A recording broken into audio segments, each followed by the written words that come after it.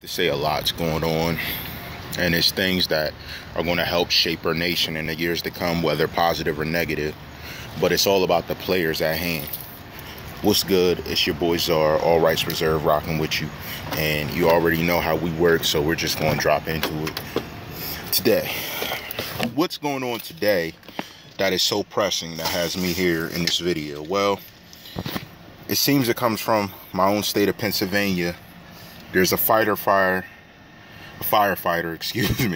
in Cecil County. To keep it real with you, I'd have to look that up. So he's in the boonies. So I just want to note the links below. It says Pennsylvania, but you got to understand Harrisburg is the capital.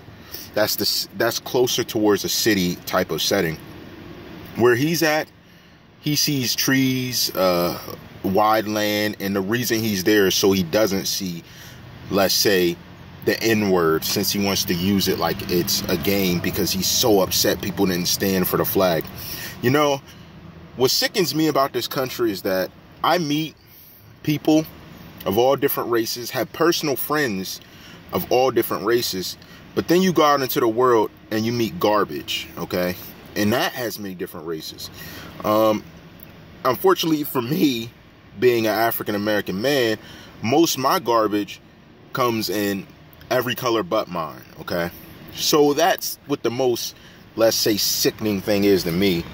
What makes it even more sick is that being that I'm an educated black man, it forces me to deal with individuals who are secret closet racist or have prejudices that they're too coward to address. So they rather work around you and be around you, but actually hate you, which I never got, because if I don't like someone, I don't want to be around them. But for some reason, the new prejudice is that I want to be around you because I don't like you. It's weird. I know. I don't understand it. But that's something you guys got to understand about Pennsylvania. Pennsylvania is extremely racist. If I take the time, and I say racist because they use power to enforce their racism so normally that, to keep it completely honest, I feel like they're the blueprint for how to use racism to affect people that you don't like or people you may have an issue with. Like, Pennsylvania is the blueprint for that.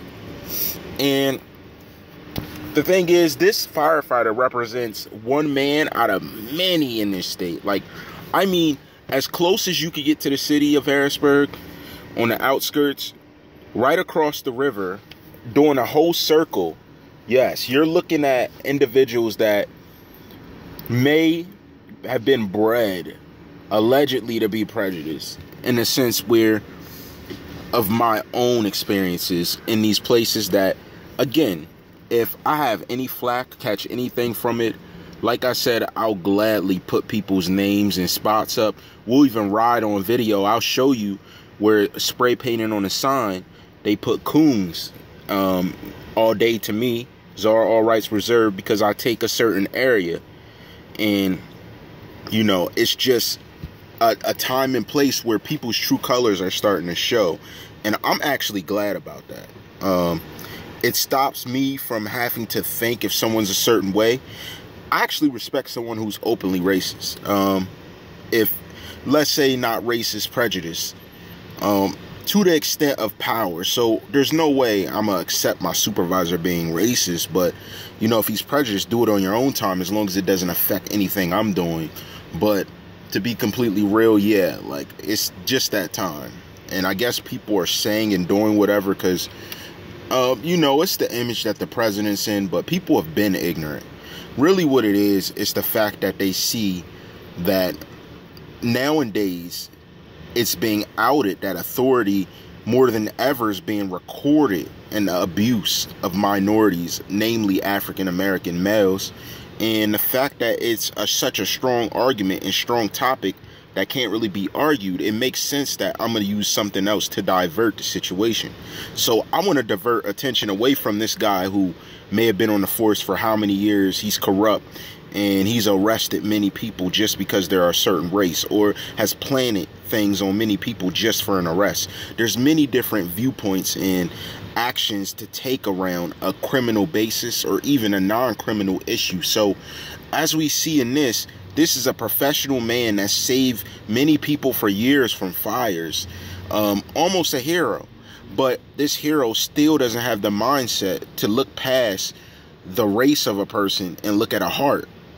Isn't it sad that you're almost 50-something, 60-something, and you're going to be deceased, still hating people of color and blaming them, and that alone is why you're going to burn forever? Isn't that just an annoying, like, silly thing, that I'm going to burn forever because I don't like someone, how they look? When that person doesn't pay my bills, they don't see me normally, I don't have to be around them if I don't want to. I don't have to visit them after I see them for whatever reason I may see them.